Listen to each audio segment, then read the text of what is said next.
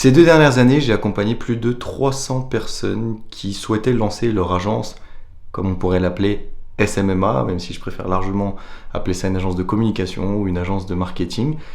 J'ai aussi monté la mienne il y a 2 ans et demi, qui s'appelle Horus et que je suis en train de revendre actuellement.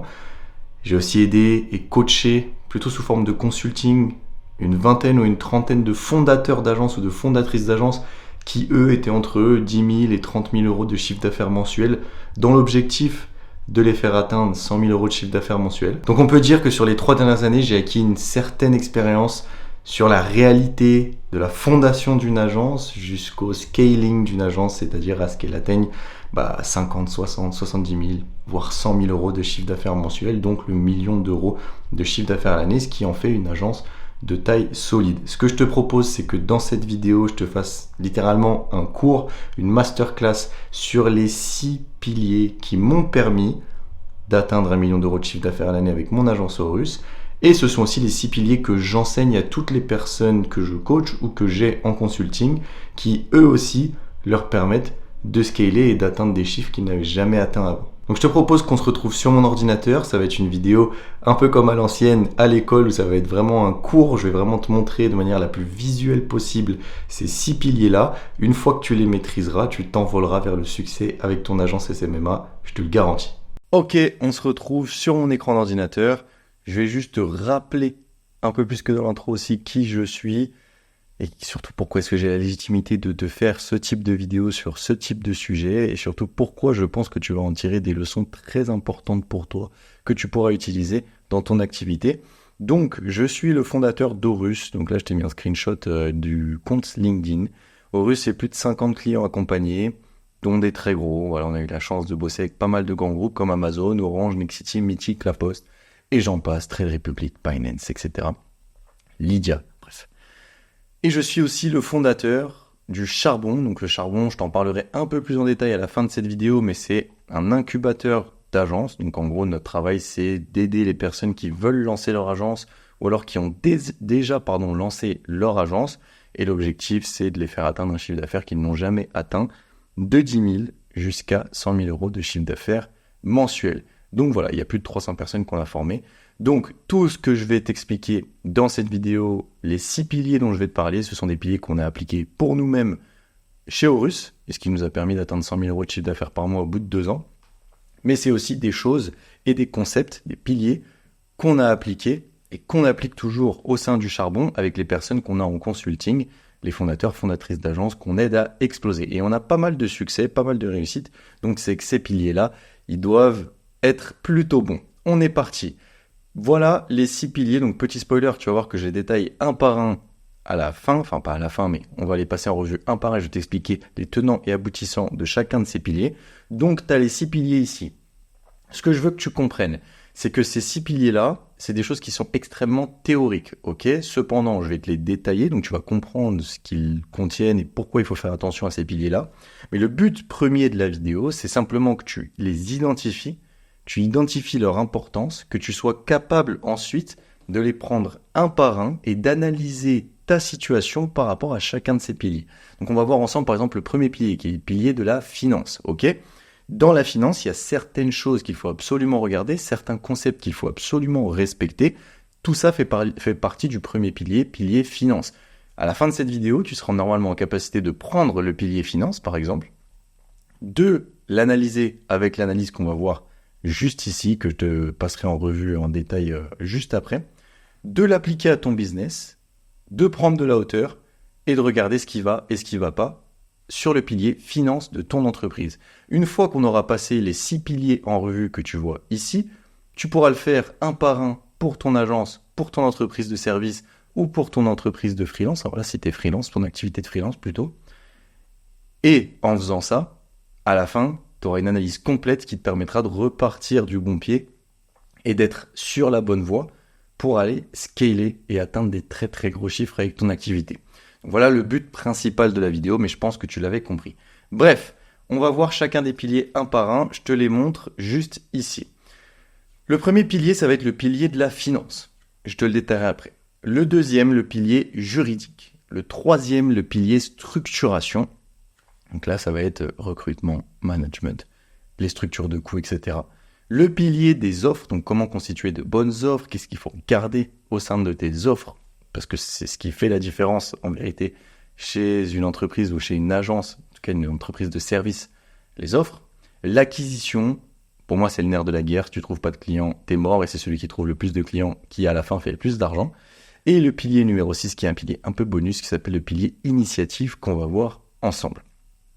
Ok, let's go, on est parti avec le pilier finance. Normalement, tu vois bien, il y a peut-être ma tête qui bloque un peu certaines choses, mais là, normalement, c'est ok.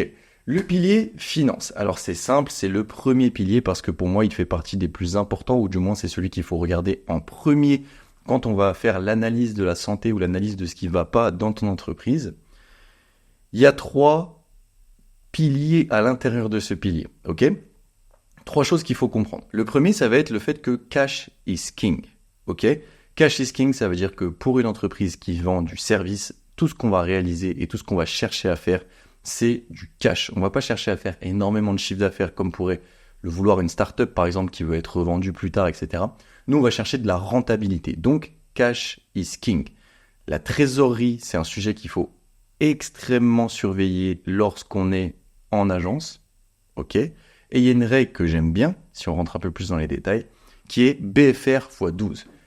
Pour t'assurer que ta trésorerie va bien, il faut que tu aies un BFR x 12 sur ta trésorerie. Je m'explique. Le BFR, c'est le besoin en fonds de roulement. Donc, c'est typiquement ce que tu as besoin de dépenser chaque mois pour que ton entreprise continue de vivre. Je te dis n'importe quoi. Si tu es abonné à 5 logiciels qui valent 100 € par mois chacun, bah ton BFR, c'est 500 €. Si tu as des bureaux, tu rajoutes 1000 € de bureaux par mois à ton BFR. Si tu payes 2 personnes, tu vas rajouter les salaires de ces 2 personnes à ton BFR. Bref, c'est toutes les charges en fait et tous les coûts que tu as besoin pour fonctionner.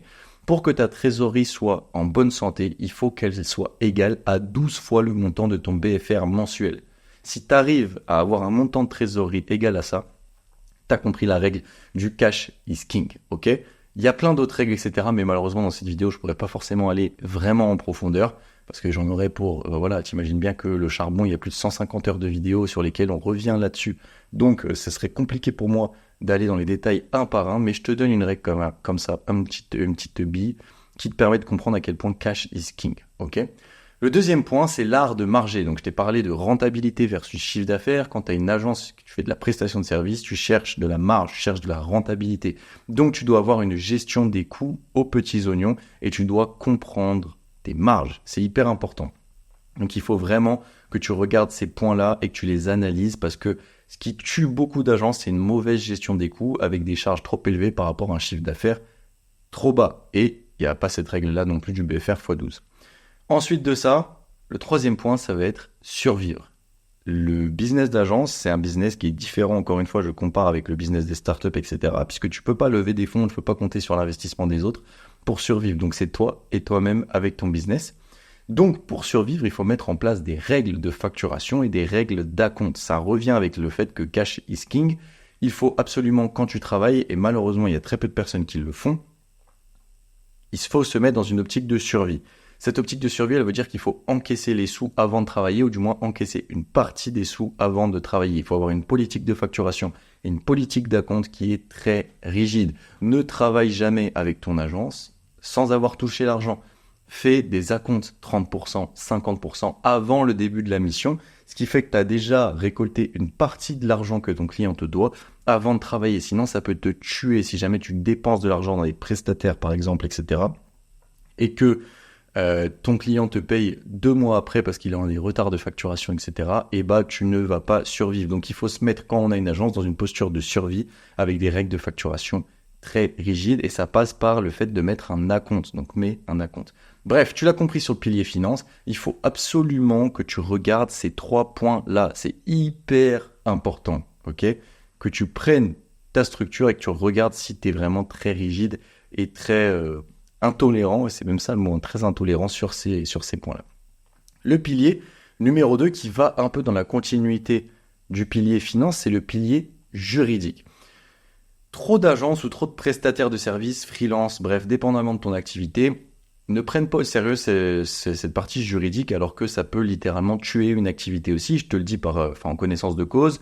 Nous, on s'est fait attaquer en justice plusieurs fois parce qu'on n'avait pas fait signer de bons contrats, parce que on n'était pas bon en termes de structure juridique, etc. On a dépensé, la dernière fois qu'on s'est fait attaquer en justice, c'était pour un non-paiement de 2 000 euros. Au final, on s'est retrouvé à payer quasiment 15 000 euros avec les huissiers qui sont venus chercher ça sur notre compte directement.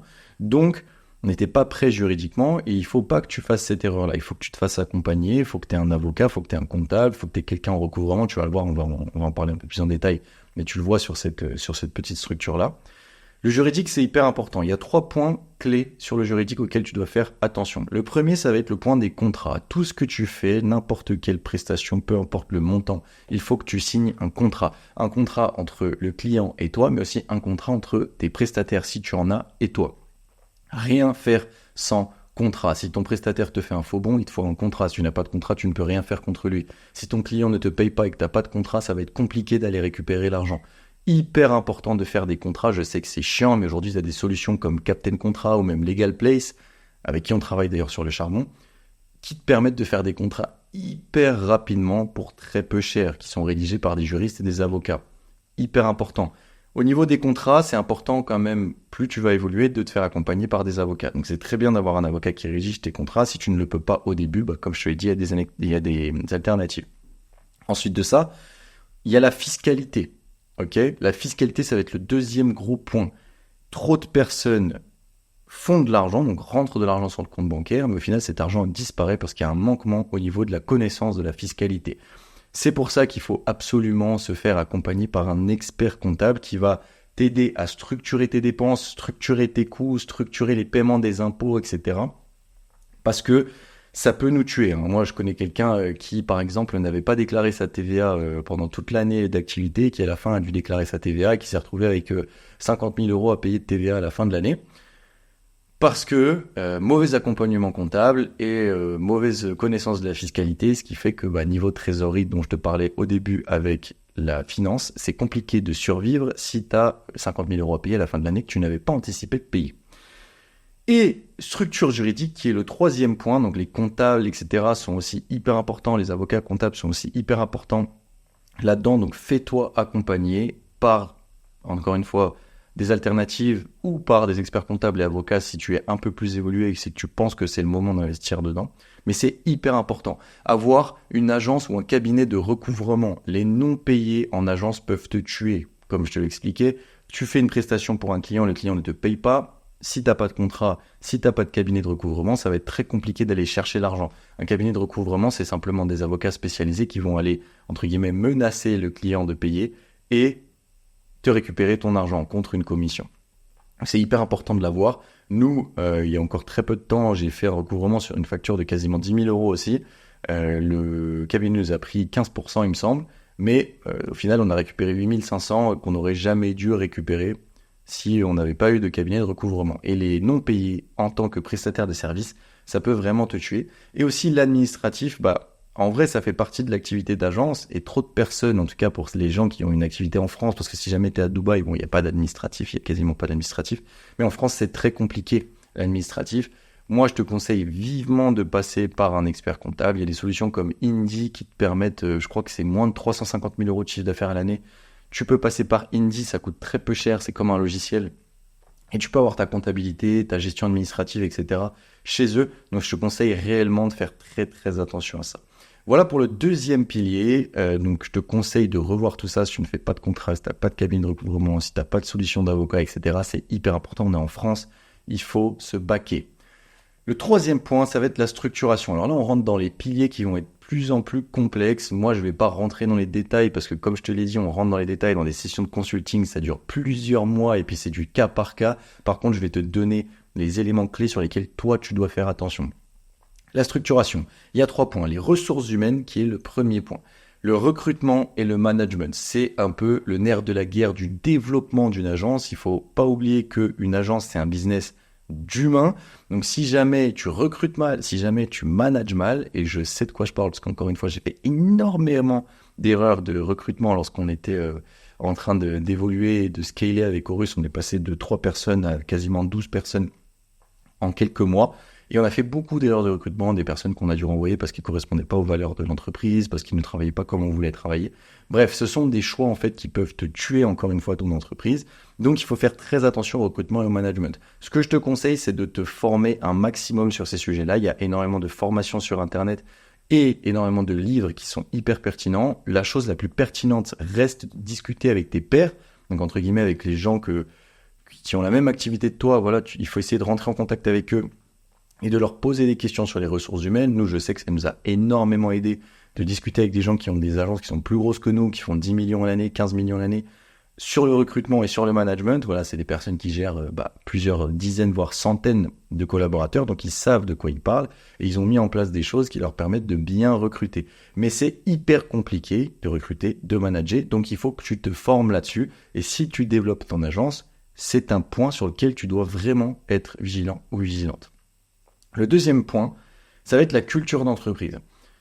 Pour faire la différence, que ça soit en interne, donc vis-à-vis des personnes qui travaillent avec toi, prestataires, collaborateurs et même clients, etc., partenaires, ou en externe, avec prospects, futures personnes que tu vas essayer d'aller faire signer, etc., c'est important d'avoir une culture d'entreprise et que cette culture d'entreprise soit respectée, avoir une certaine ADN d'entreprise, certaines vibes de marque, c'est hyper important. Nous, on a essayé de le faire dès le départ avec Chorus et ça a été très, très pertinent.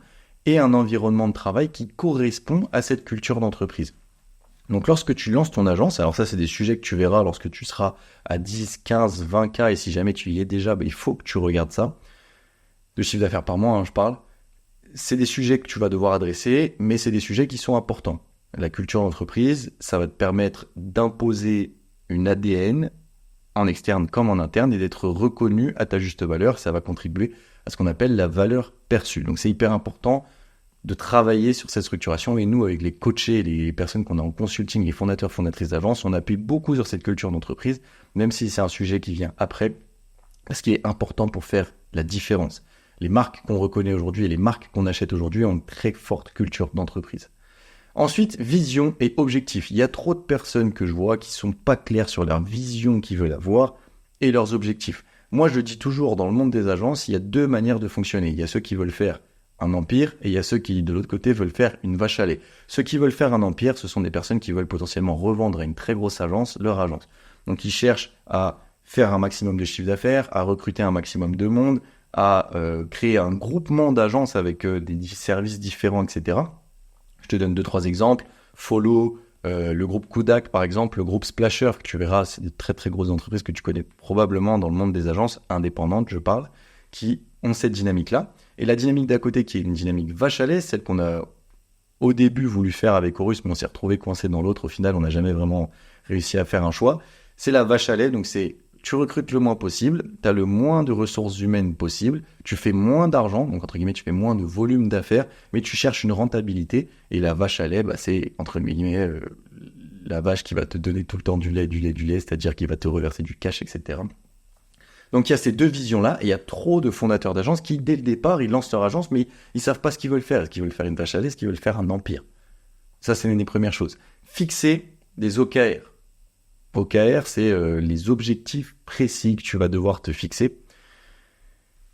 C'est Objectives and Key Results. En anglais, je cherchais le mot, mais en gros, c'est les objectifs clairs que tu vas devoir te fixer. Il y a trop de fondateurs d'agences qui ne se fixent pas d'objectifs. Ils sont là, ils lancent leur activité, ils lancent leur entreprise, ils n'ont pas d'objectifs clairs avec un délai. Ils ont des rêves, donc ils veulent faire tant de chiffre d'affaires, etc. Ils ont un rêve de ce qu'ils veulent faire, mais ils n'ont pas vraiment d'objectifs. Et surtout, ils ne le définissent pas, ils ne les détaillent pas en plus petits objectifs, parce que c'est à ça que servent les OKR. Les OKR, c'est une manière de fonctionner sur les objectifs, c'est-à-dire que tu vas diviser tes objectifs clés, donc tu vas fixer par exemple 3, 4, 5 gros objectifs, que tu vas ensuite diviser en 10 objectifs, que tu vas diviser en 20 tâches, par exemple, tu vois. Et en fait, chacune de ces tâches va contribuer à l'objectif du dessus, qui va contribuer à l'objectif du dessus. Trop de fondateurs ne prennent pas le temps, alors que c'est que quelques heures, c'est 4, 5 heures, voilà, c'est seul avec soi-même, une introspection, on va fixer ses objectifs, et on va fixer des délais de temps. Voilà pour ce pilier structuration. Encore une fois, c'est très compliqué pour moi de rentrer dans les détails, mais il faut que tu fasses attention à ces 3 grands points. Le pilier numéro 4, le pilier des offres. Alors là aussi, trop peu de fondateurs et fondatrices d'agences font attention à leurs offres. Un très bon livre que je te conseille, c'est 100 Million Offers de Alex Hormozi qui t'explique comment constituer une offre irrésistible.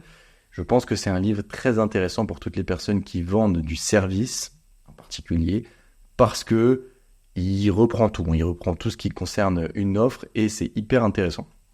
Donc je te le conseille. Mais il y a 3 points dans les offres auxquels il faut faire très attention. Le premier, ça va être la niche. Donc en fait, ce qu'on appelle une niche, c'est un segment de marché, des cibles particulières qu'on va aller cibler avec notre offre et auxquelles on va répondre à leurs besoins. Bien travailler son persona, c'est hyper important. Bien travailler son secteur d'activité, c'est hyper important. Ne pas avoir peur de se nicher. Au début, je vois trop de fondateurs et fondatrices d'agences qui se disent « Ouais, je vais aller adresser tout le monde, comme ça j'aurai plus de marché, etc. Je pourrais faire plus d'argent. » C'est une grave erreur. Il y a trop de concurrence. Et pour se démarquer de la concurrence, il faut absolument se nicher, trouver une niche, c'est-à-dire trouver un secteur d'activité particulier qui a des besoins et des problématiques particulières et répondre de manière particulière avec tes services. C'est ça le secret et c'est pour moi le plus gros différenciateur d'une agence qui marche et d'une agence qui ne marche pas, c'est le fait d'avoir été capable de se segmenter à un certain marché. Ensuite de ça, les services. Pareil, trop de fondateurs et fondatrices d'agences veulent choisir 50 services. On va faire du site internet, mais en même temps on va faire du community management, mais en même temps on va leur proposer de faire des ads. Non, il faut choisir un service au début avec des upsells. Ok, un service principal, un service secondaire qui est un upsell du service principal. Je vais te donner un exemple. Chez Horus, on faisait de la vidéo, ok ? Notre service principal, c'est de fournir des créatives, ce qu'on appelle des créatives, donc c'est des vidéos 9/16e, vidéos téléphone, voilà, TikTok, quoi, Instagram, YouTube Shorts. Ça, c'était notre service principal. On les réfléchissait, on les produisait, on les délivrait, ok ? Service secondaire en upsell, c'était la publicité. Comme on créer les vidéos, et on pouvait prendre ces vidéos-là et les publier sous forme de publicité et gérer la publicité pour la marque. Mais tu vois qu'on est toujours dans notre cœur de métier qui est la vidéo 9/16e. Un service principal, un service secondaire. Et c'est pareil pour plein d'agences qui fonctionnent. Il y a trop de personnes qui pensent que plus on fait de services, plus on a de la chance d'aller accrocher les clients sur des domaines différents. Non, il faut être niché et expert d'un service. Vraiment, il faut que les clients et les prospects te perçoivent comme le meilleur dans un service particulier pour un type de problématique particulière. Et ensuite, tarification. La tarification, c'est aussi très compliqué. Le problème, c'est que trop de personnes ne savent pas comment faire des prix. Je vais te donner déjà une règle que je donne à toutes les personnes que je coach. La marge brute d'une agence doit être composée ou contenu, je vais y arriver, entre 50% et 60%, ok ? À minima 40%. Mais si tu fais une marge brute, donc ça c'est une marge sur, par exemple, tu vas vendre une vidéo, nous on vendait la vidéo 1000 € avec Horus, la marge brute sur ce produit devait être d'environ 600 €.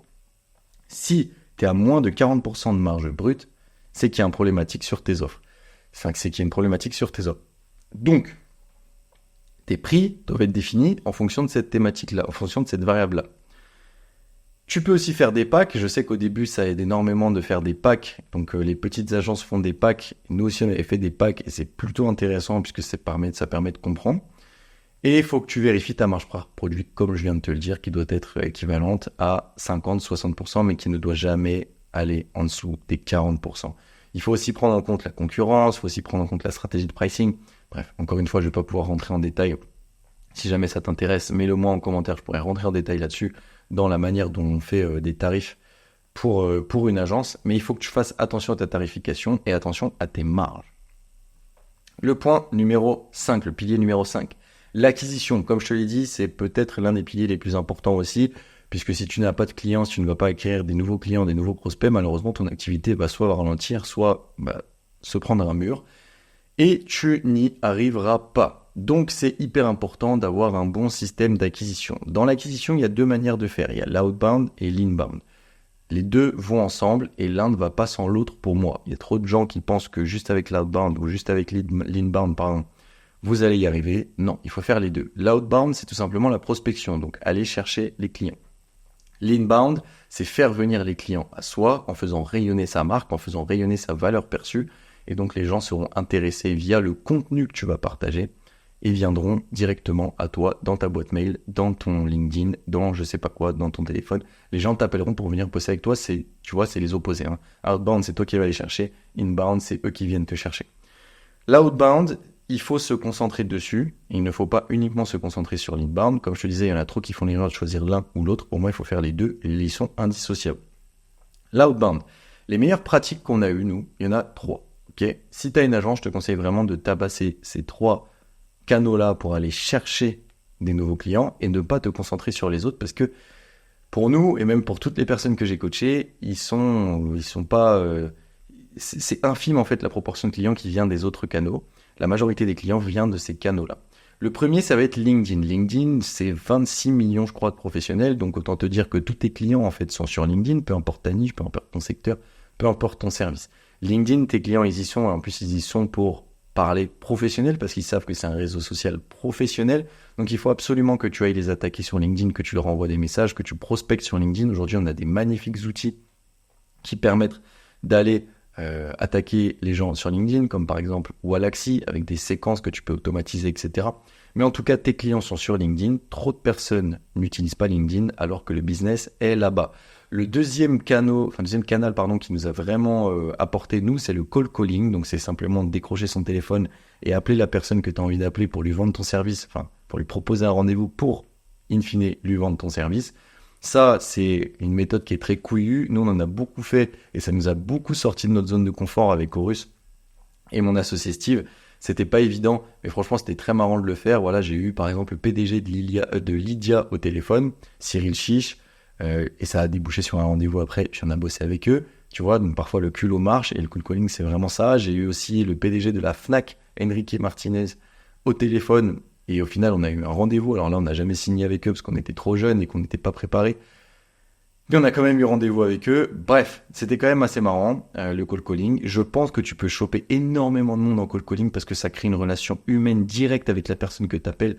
Et si tu arrives à être bon au call calling, tu peux choper un rendez-vous et tu as déjà cassé cette barrière de la relation humaine qu'il n'y a pas par exemple avec LinkedIn ou avec l'emailing qui est justement le 3e point dont je voulais te parler sur la outbound.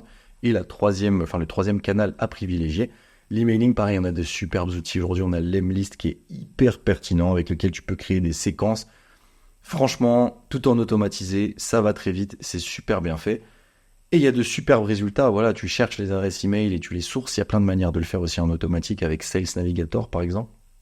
Tu les sources, t'envoies des séquences email. Et nous, ça a hyper bien marché. D'ailleurs, j'ai plein de ressources d'emailing sur Horus avec les séquences qu'on utilisait clairement. Je pourrais peut-être te le mettre dans la description, tu pourras télécharger. C'est un PDF où en fait on a toutes les séquences d'emailing qu'on utilisait avec Horus qui ont hyper bien performé. Et de l'autre côté, on a l'inbound.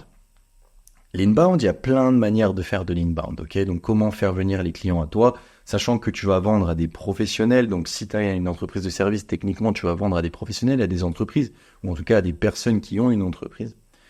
Et pour les faire venir, il y a 3 canaux privilégiés qui sont LinkedIn, la vidéo, donc la vidéo ça comprend YouTube, mais aussi les vidéos courtes, et les newsletters. Aujourd'hui les newsletters c'est extrêmement lu, donc avoir une base mail c'est hyper important puisqu'en plus c'est quelque chose qui t'appartient à toi, donc c'est ces 3 canaux-là que je privilégierais.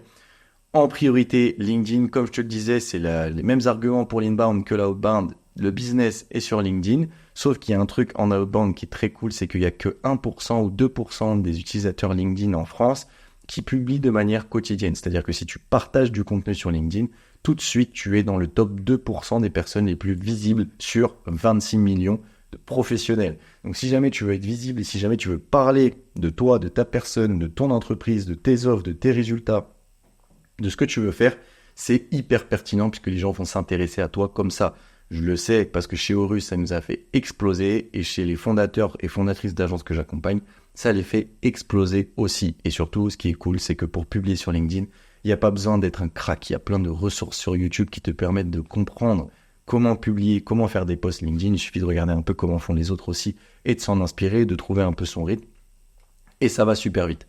Je te le dis encore une fois, en connaissance de cause, ça a été le cas pour Horus. Les vidéos, c'est pareil. YouTube et les vidéos 9/16e, ça aide à créer de la crédibilité. Il y a un mec que j'aime beaucoup qui s'appelle Étienne Garcia, qui a une agence qui s'appelle Roads, qui fait aussi des vidéos YouTube, qui a très vite compris ça. Il fait des vidéos YouTube, il fait des vidéos TikTok, Instagram Short, enfin Instagram Reels et YouTube Short, dans lesquels il va expliquer en fait son travail, il va expliquer ses méthodes en tant qu'agence, il va expliquer ses services, et donc ses potentiels clients vont aller regarder ses ressources en priorité, et ensuite ils vont créer un espèce d'attachement avec lui, ce qui fait qu'ensuite ils vont le contacter pour travailler avec lui, parce qu'ils ont vu qu'il était compétent à travers les vidéos qu'il crée. Et la newsletter, c'est exactement pareil, sauf qu'au lieu de regarder des vidéos, tu tombes dans les mails de tes prospects et tu vas les travailler, tu vas leur apporter de la valeur et tu vas leur faire comprendre que s'ils doivent bosser avec quelqu'un, ça doit être avec toi. Donc voilà les canaux que j'activerai en outbound et en inbound en priorité. Hyper important. Et ensuite, le sixième pilier, qui est un peu plus bonus celui-ci, mais qui est quand même important, c'est le pilier initiative. Tu vois, je t'ai mis des exemples, des petites icônes. Alors, l'icône de gauche, ça veut dire les événements. Donc, participer à des événements ou créer des événements. Celle du milieu, c'est podcast. Donc, créer un podcast, c'est toujours bien pour faire rayonner une image de marque ou faire augmenter la valeur perçue de quelqu'un ou son personal branding. Et à droite, ça va être tout ce qui va être partenariat un peu particulier. Alors, ce pilier-là, je vais l'expliquer. Je vais t'expliquer aussi pourquoi je l'ai mis. En gros, les 5 piliers que je t'ai montrés avant, tout le monde les utilise. Ok ? C'est-à-dire que tout le monde utilise ces 5 piliers-là, c'est juste qu'ils sont mal utilisés. Et comme je te l'ai dit, personne ne prend le temps de faire ces piliers un par un et de vraiment les vérifier, tu vois. Vérifier que tout va bien.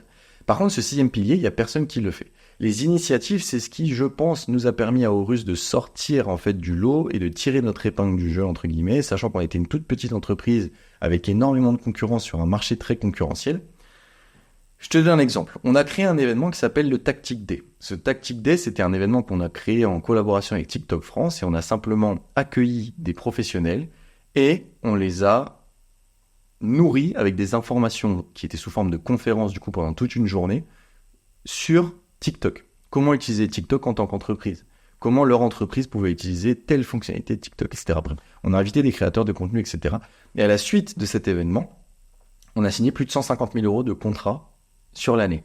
Grâce à l'événement, grâce aux personnes qui étaient là à l'événement et qui ont du coup eu confiance en nous et qui ont compris notre pertinence lorsqu'ils sont venus à l'événement. Ça, c'est une initiative. Je vais donner un autre exemple. On travaille avec une entreprise qui s'appelle Cosmos. Cette entreprise, on les coach, on les a en consulting. C'est une agence vidéo. Ils font de la production vidéo, réseaux sociaux et autres. Et on les accompagne. Notre objectif, c'est de les faire scaler. Aujourd'hui, ils sont à 30 000 euros par mois. Et une initiative qui leur a permis de fidéliser leurs clients, mais aussi d'aller en acquérir d'autres, c'est la création d'un podcast. Donc, ils ont un podcast. Ça leur prend un peu de temps, un peu d'énergie. Mais c'est une belle initiative puisque ce podcast permet à leurs clients de les connaître mieux. Et ça permet aux autres personnes aussi, futurs prospects qui pourraient être intéressés par leurs services, de les connaître aussi. Donc ça, c'est une initiative. Nous aussi, on avait lancé un podcast avec Horus, ça s'appelait Prise de tête. Bon, ça, c'était une initiative qui, au final, nous a servi à rien, mais on a beaucoup appris. Mais tu vois, tenter des initiatives comme ça peut être intéressant.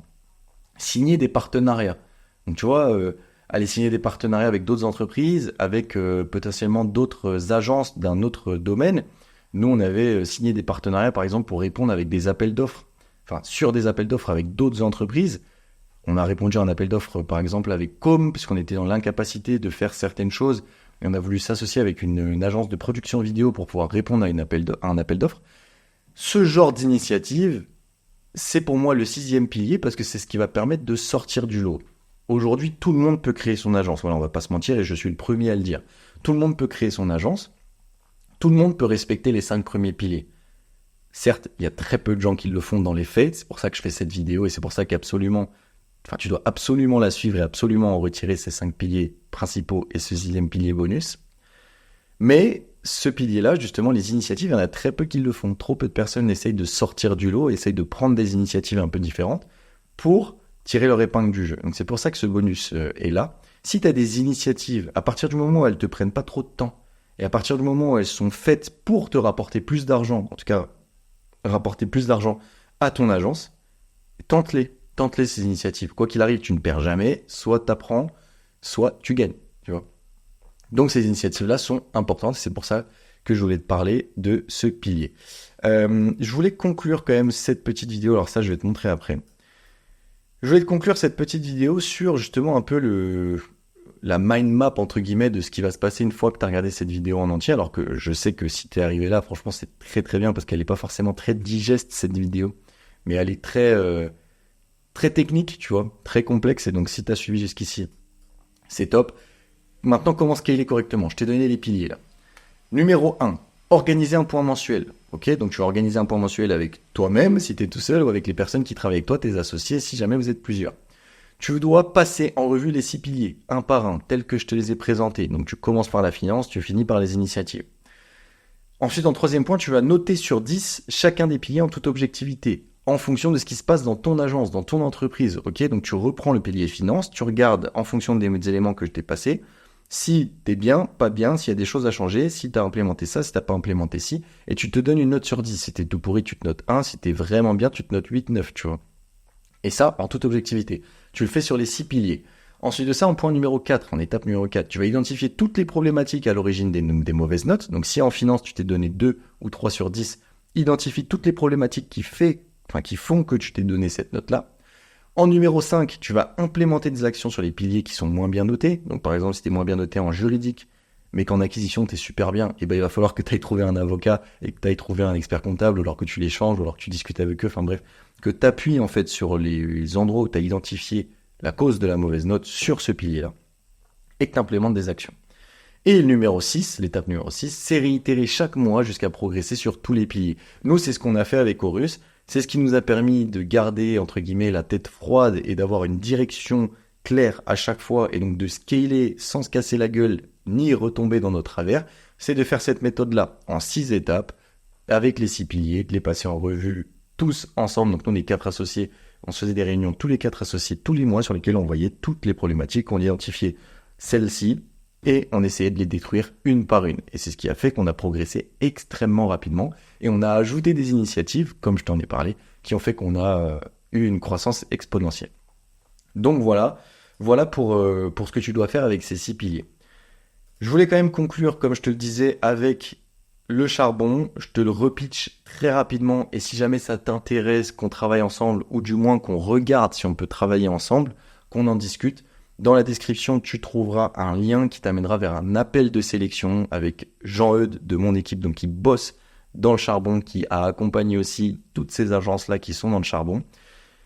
Tu pourras discuter avec lui de ton profil, de tes ambitions, de ta situation actuelle, et il te dira si, avec le charbon, on peut t'aider. Comme on aide, par exemple, Cosmos, qui est l'agence dont je t'ai parlé, avec Hugo Justici et Florent Justici, qui sont une agence vidéo basée à Bordeaux, qui est à peu près à 30 000 euros de chiffre d'affaires par mois, mais qui stagne un peu et qui a des structures de coûts un peu compliquées, etc. Bref, on les accompagne via du consulting qu'on fait avec le charbon. Et l'objectif, c'est qu'on arrive très très vite vers les 60, 70, 100 000 euros de chiffre d'affaires par mois. Ça vient juste de commencer et ça risque d'être intéressant. Et on coach aussi Mathis avec son agence qui s'appelle l'agence Short, qui aujourd'hui est à 30 000 euros par mois. Et au moment où je te parle, il vient de dépasser les 40 000 euros par mois. Donc avec Mathis, on a une petite série qui est un peu particulière qui s'appelle Road to 100K, qui va sortir sur YouTube bientôt d'ailleurs. L'objectif, c'est de le passer de 15 à 100 000 euros de chiffre d'affaires mensuel. Aujourd'hui, il est déjà à 40 000 après simplement un mois d'accompagnement le charbon. Tout sera documenté sur YouTube, donc tu pourras voir que tout ça, c'est pas du bullshit, on l'a vraiment fait, on a tout documenté, on a fait une série documentaire qui s'appelle, comme je te disais, Road to 100K sur YouTube. Donc voilà, je te le mettais juste ici, c'est comme ça qu'on accompagne les entreprises avec qui on bosse. On les coach individuellement, on fait du consulting via le charbon, et je t'ai mis la petite note Trustpilot dont on n'est pas peu fier. Si jamais ça t'intéresse, je te laisse cliquer dans le lien dans la description. Encore une fois, Jean-Eudes sera ravi de discuter avec toi pour savoir si on peut bosser ensemble. C'était tout pour cette vidéo. Comme je te le disais, elle était technique, complexe, mais si tu as regardé jusqu'à la fin, c'est que tu as vraiment faim et que j'espère que tu vas implémenter cette méthode des 6 piliers, que tu vas implémenter des initiatives aussi pour faire la différence. Moi, c'était un plaisir de faire ce genre de format. Je le trouve, pour le coup, je trouve qu'il apporte plus de valeur et qu'il est plus authentique que les formats que je peux faire habituellement où je suis face à la caméra, dans mon fauteuil, bien filmé, bien monté, etc. Donc, dis-moi ce que t'en as pensé toi aussi en commentaire. En tout cas, j'en referai parce que je prends énormément de plaisir à en faire. Et puis, on se dit à la très... je vais y arriver, tu vois. Même les intros, je vais pas les couper. On se dit à très vite. Je te souhaite force et honneur dans tous tes projets. Au charbon.